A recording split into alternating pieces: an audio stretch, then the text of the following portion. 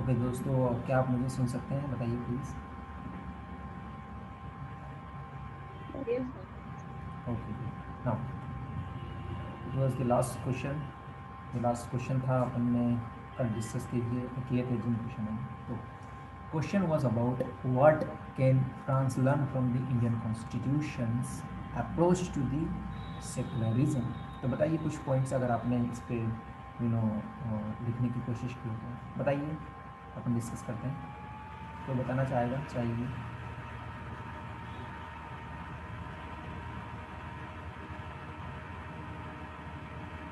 बताइए। इंट्रोडक्शन क्या लिखना चाहिए? देखिए, इंट्रोडक्शन ऐसा लिखना नहीं है, मतलब इसे बताने के लिए लिख रहा हूँ आपके साथ। एग्जाम में नहीं लिखना इंट्रोडक्शन है तो। बताइए क्या लिख सकते हैं? किसी ने? एनीवन? No one? चलिए, एनीवे। सब देखिए दोस्तों, फ्रांस के कॉन्स्टिट्यूशन, सॉरी, भारत के संविधान से फ्रांस का कॉन्स्टिट्यूशन क्या सीख सकता है, ये प्रश्न है। तो देखिए दोस्तों, फ्रांस एक यूरोपियन कंट्री, आपको बताएं। सो कल अपन ने डिस्कस किया था USA, the United states of America. वहाँ पर क्या है? Separation of the power, strict separation of power. ठीक है। सो दोस्तों, सिमिलरली फ्रांस में भी strictly separation of power. Separation of power क्या होता है, मैंने आपको बताया। एक होता है स्टेट, होता है मतलब state nation, Bharat state nation, Germany nation, Pakistan nation, इस तरह के state can not inter with the sphere of the religion. So एकदम स्ट्रिक्टली है, मतलब ना तो ये इसमें इंटरफेयर करेगा और ना ही रिलीजन स्टेट के स्फेयर में इंटरवीन करेगा। तो वहाँ पर क्या है, फ्रांस में एकदम स्ट्रिक्ट है, एकदम दीवार बनी है सीमेंट की, Yes, rigid. एकदम रिजिड है। ठीक है, वाटर टाइट रिलेशनशिप जिसे बोलते हैं इन द फ्रांस। लेकिन और सर दोस्तों, यहाँ पे अमेंडमेंट भी बहुत हार्ड, मतलब पीपल अमेंडमेंट इतना सिंपली नहीं होता। It's very difficult, right. और दूसरी बात अपन करें, लेकिन अगर अपन इंडियन कॉन्स्टिट्यूशन की बात करते हैं, तो मैंने आपको बताया दोस्तों कि हमारा संविधान किस पे काम करता है? चेक एंड बैलेंस पे। हमारे पास भी है separation of power, but as per the need of the society. और समय समय पर जो स्टेट है और जो रिलीजन है वो एक दूसरे के स्फीयर में इंटरवीन कर सकते हैं। एग्जाम्पल भी मैंने आपको दिया था, ट्रिपल तलाक की बात अपन ने की थी, या फिर अनटचेबिलिटी की अपन ने बात की थी हिंदुइज्म में, राइट है। और मुस्लिम पर्सनल लॉ हो सकते हैं, ठीक है। और सबसे अच्छी बात अपन करते हैं आर्टिकल 25 से लेकर 28, फ्रीडम ऑफ रिलीजन, और specially 29 to 30, establishment of the minorities institutions. ठीक है। तो ये सारी की चीज़ क्या है हमारे भारत के संविधान में, राइट। दूसरी बात ये कि दोस्तों, फ्रांस में स्टेट जो होता है वो रिलीजियन इंस्टीट्यूशन को कोई ऐड नहीं देता, मतलब कोई पैसा वैसा नहीं देता। लेकिन भारत में आपको पता है देते हैं। आपने सुना हो हज यात्रा होती है, उसमें कुछ रिलैक्सेशन देते हैं। हज को जाते हैं मुस्लिम कम्युनिटीज़ के लिए।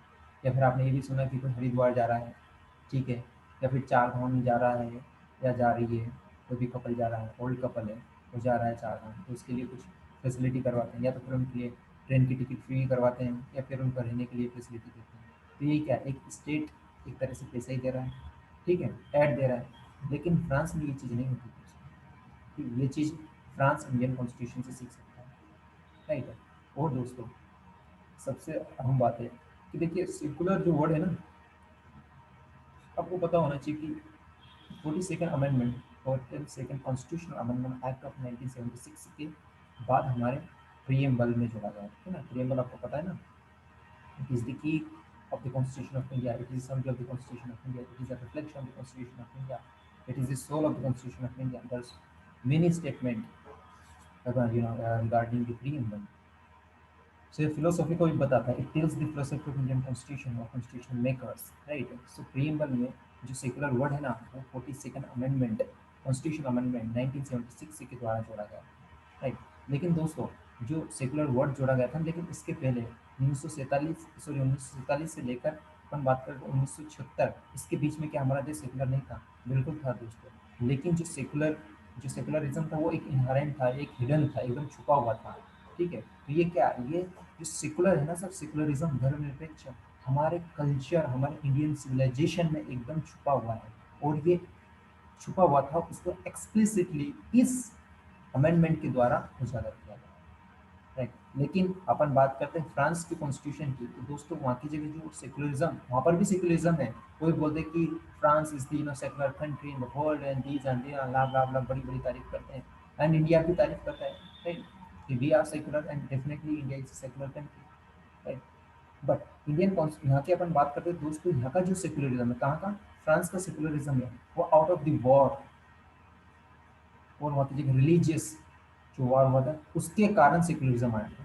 लेकिन हमारे यहाँ पे इस तरह का वार नहीं हुआ था भाई, कि मुस्लिम कम्युनिटी हिंदू से झड़ गई फिर इसके बाद में भाई सेकुलर वर्ड डालो, नहीं, इस तरह का कोई नहीं आया। ठीक है, सो हमारे पास जो हमारा रूट है ना सर, वो हमारा एक इनहरेंट और हमारी एक हिडन आइडेंटिटी के बेस पे सेकुलरिज्म है।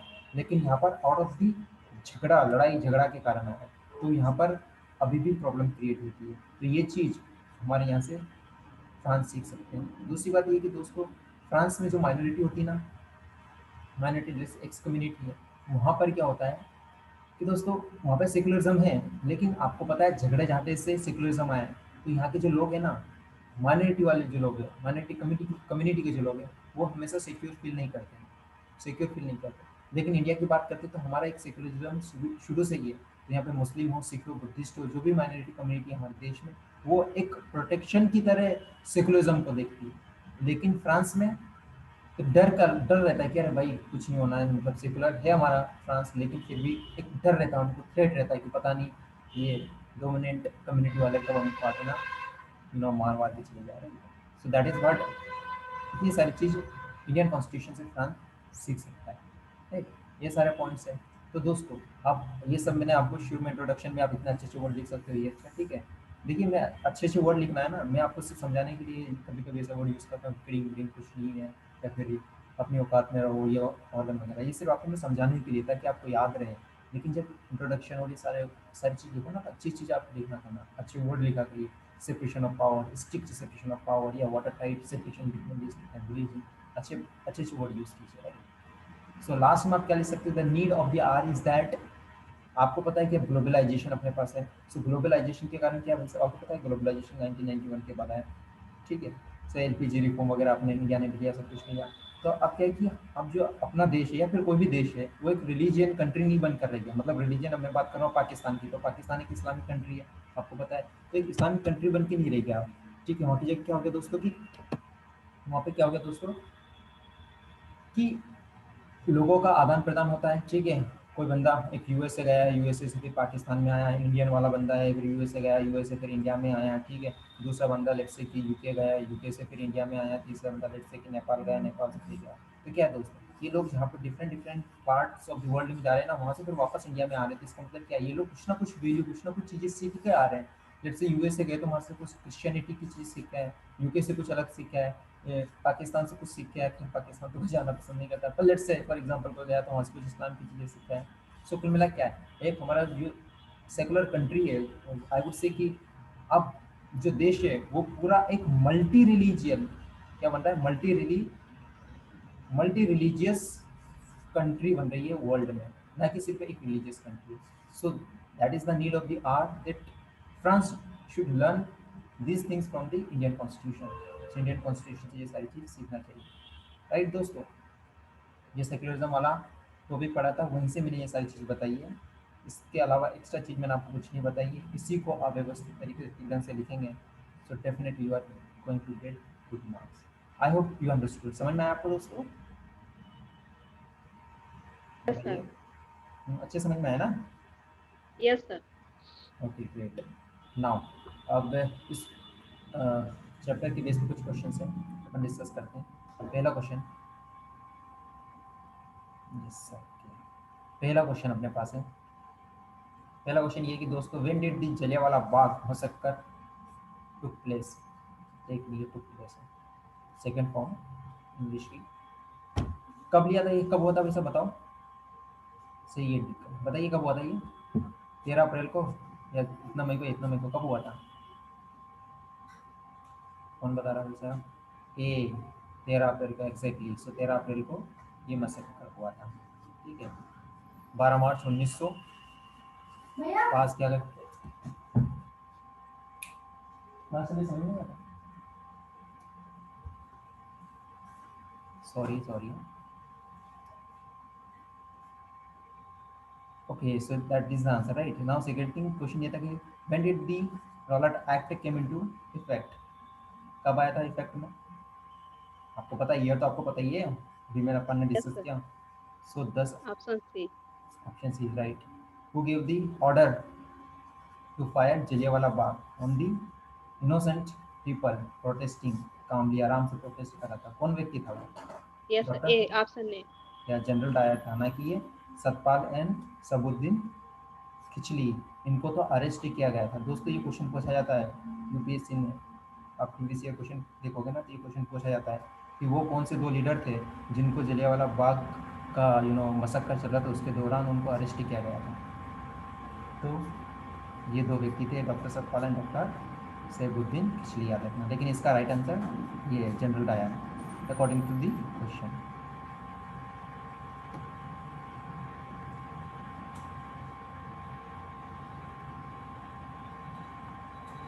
लॉ ऑन डोमेस्टिक वायलेंस कब में बना था? अपन ने डिस्कस किया अभी 2006 yes, 7 8। Option A. Option A was the Afro American women who refuse to give seat, कौन थी? रंगना का नाम रोनी रंग, और क्या नाम उसका? Option B. Option B Rosa park.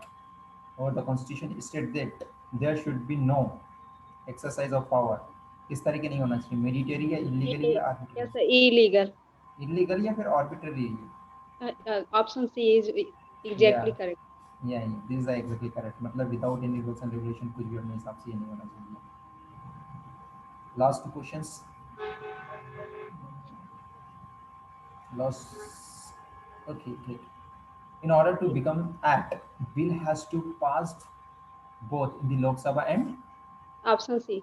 Option C Rajya Sabha से होना चाहिए। छोटे छोटे क्वेश्चन है लेकिन इनसे क्वेश्चन कभी कभी बन जाता है।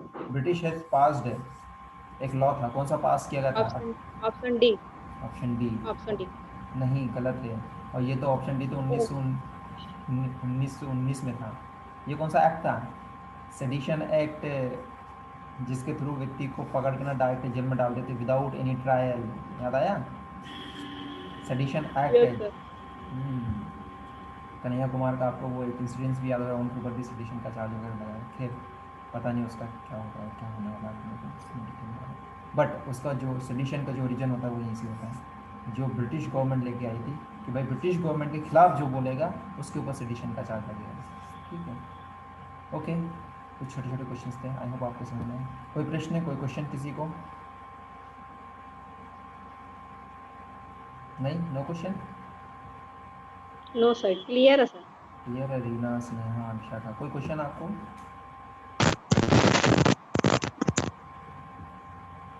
नहीं, चलिए अपन क्लास एंड करते हैं। थैंक यू सो मच, और पढ़ते रहिए अच्छे से, and see you in the next class.